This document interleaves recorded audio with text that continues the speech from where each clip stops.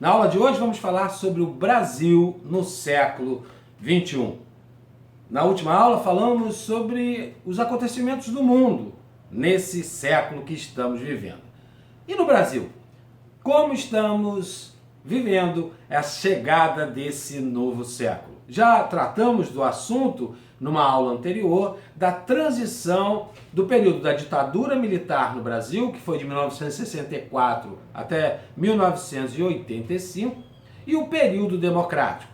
A questão da anistia, a volta dos exilados políticos, a retomada democrática no sentido da criação de novos partidos políticos, as eleições ganhando corpo, fizeram com que o quadro político do Brasil, junto com um enfraquecimento e um desgaste dos militares no poder, que ficaram 21 anos, aliados à questão da economia fragilizada no mundo inteiro a partir das crises do petróleo em 74 e no início da década de 80, aceleraram o processo da redemocratização brasileira. A posse de Sarney e a Via Crucis de Tancredo, que acabou falecendo no dia 21 de abril de 1985, frustrou boa parte da população brasileira.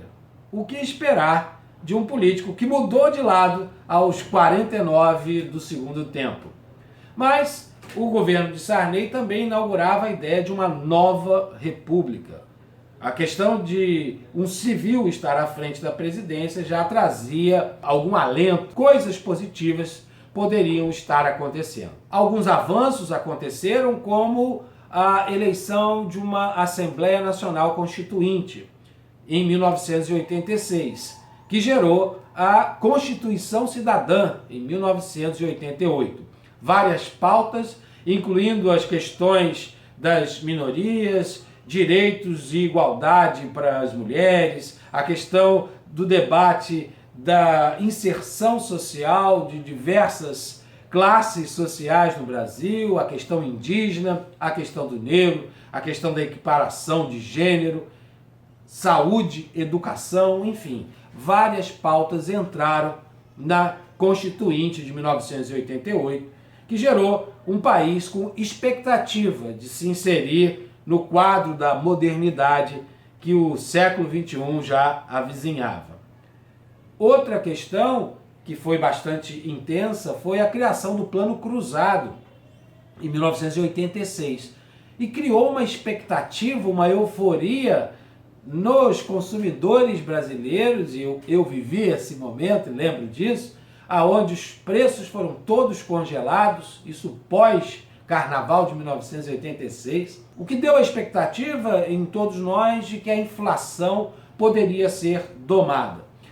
A questão é que o plano foi sendo esticado, e no final de 86, uma vitória esmagadora do então partido do presidente Sarney, o MDB, garantindo vitória de governadores praticamente no Brasil inteiro, e a inflação voltou alucinada também. O Brasil entrou num processo de superinflação, uma inflação que chegou a quase 100% ao mês. Imagina a questão dos preços, que eram remarcados. Aliás, o grande vilão daquele momento eram as maquininhas que remarcavam os preços quase que diariamente. Nesse sentido, a economia acabava privilegiando quem já tinha dinheiro. Os assalariados quase sempre perdiam o seu poder de compra, porque a inflação desgastava a capacidade de compra dos cidadãos. O governo de Sarney termina de forma um pouco melancólica, sem grandes acontecimentos que pudessem garantir de fato perspectivas para o futuro do Brasil. Mas algo positivo aconteceu: a primeira eleição direta para presidente, depois de quase 3 décadas sem essa possibilidade. E os brasileiros foram às urnas no dia 15 de novembro, no primeiro turno, e no dia 17 de dezembro, no segundo turno. 22 candidatos se apresentaram para ser presidentes do Brasil. Muitos políticos com história, como Leonel Brizola, Ulisses Guimarães, Mário Covas, Mas, na reta final, sobraram dois: Luiz Inácio Lula da Silva, o Lula, do PT, e Fernando Collor de Mello, um jovem governador das Alagoas, que se intitulou e ganhou a imprensa com o título de O Caçador de Marajás. Fernando Collor de Mello acabou sendo eleito presidente do Brasil e abre o país ao neoliberalismo. As tarifas de importação, por exemplo, caíram a quase zero, o que permitiu uma febre dos importados entrando no país, o que dificultou também a vida das indústrias nacionais. Collor chegou causando alvoroço, confiscando a poupança dos brasileiros e também as contas acima de um certo valor. Prometeu que devolveria 18 meses depois. Com sua promessa de caçar os marajás, ou seja, os funcionários públicos com altos salários, ele tinha uma popularidade muito grande no início do seu governo. Mas os escândalos, a corrupção, que parece ser um mal endêmico do Brasil, foram trazidas à tona. E o presidente, eleito na primeira eleição direta depois de quase 30 anos, acabou sofrendo o processo de impeachment. O seu afastamento no final de 1992 se deu mais até por um pedido de renúncia, mas o movimento, capitaneado sobretudo pelos jovens estudantes, os chamados cara-pintadas, forçaram essa situação.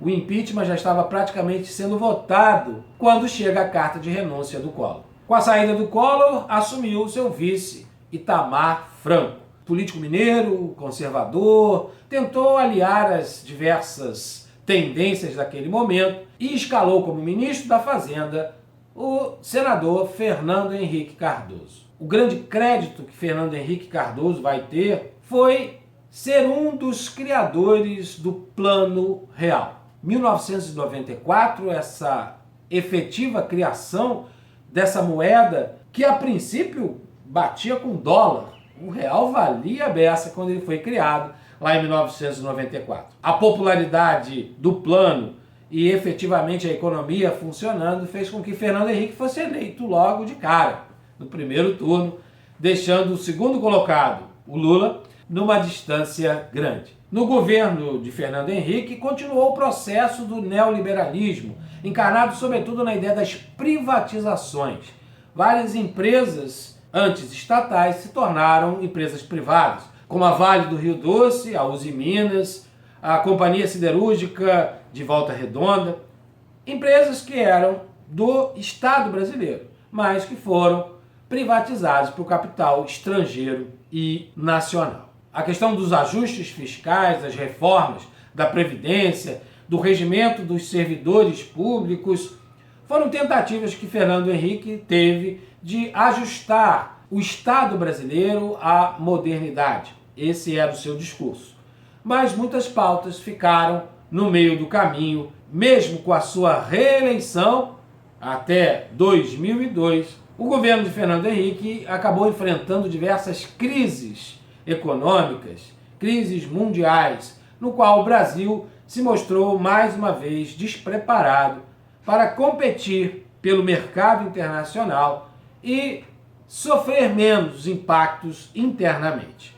Quase sempre, todas as crises faziam com que o real fosse desvalorizado, os salários congelados ou com aumentos mínimos e a dificuldade para se viver no Brasil, tendo que bancar saúde, educação, transporte e a vida do dia a dia. Estava difícil para os brasileiros viver no Brasil. Nessa expectativa, a mudança aconteceu. E depois de tantas tentativas, Luiz Inácio Lula da Silva se tornou presidente do Brasil, de 2003 até 2010. As mudanças radicais, sobretudo numa proposta de diminuir as desigualdades sociais, criou a possibilidade de maior consumo, maior acesso às universidades, aos setores produtivos da classes C, D e E. Programas sociais ligados à transferência de renda, como a Bolsa Família, Programa Luz para Todos e o investimento na construção de muitas escolas e universidades pelo Brasil inteiro marcaram o governo de Luiz Inácio Lula da Silva.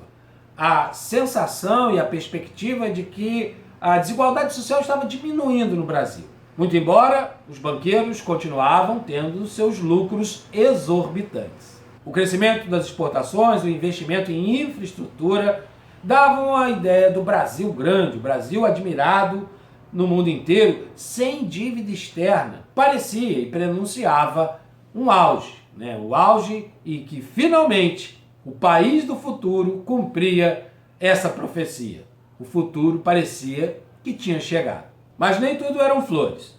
Na questão política, o governo Lula enfrentou a denúncia do mensalão. Ganhou a imprensa, os jornais, mas mesmo com esse escândalo, Lula conseguiu se reeleger em 2006 até 2010. E conseguiu garantir como sucessora Dilma Rousseff, que era ministra da infraestrutura do Lula, a chamada mãe do PAC, esse grande projeto que se procurava criar infraestrutura no Brasil, as obras de infraestrutura, algumas aconteceram, outras ficaram no meio do caminho, mas com essa chancela do líder popular, um dos presidentes com maior índice de popularidade da história brasileira, Dilma Rousseff se elegeu, com a pecha de ser a primeira mulher presidente do Brasil. O primeiro governo aconteceu ainda com uma certa ideia de prosperidade, seguindo e mantendo as políticas sociais que o governo Lula implantava. Para tentar manter o investimento no social, o orçamento acabou sendo mexido. E mesmo reeleita em 2014, ela vai sofrer o processo de impeachment em 2016, acusada de pedaladas fiscais. Volta-se um pouquinho no tempo nas manifestações de 2013. Ali, a princípio, num debate pelo aumento das passagens de ônibus, gerou uma comoção popular. De novo, as ruas foram ganhas, sobretudo pelos jovens, pelos estudantes, que começaram a aliar as pautas da questão da saúde, da educação, contrárias às grandes obras que estavam sendo construídas no Brasil para a Copa do Mundo de 2014 e o aparente gasto público nessas obras.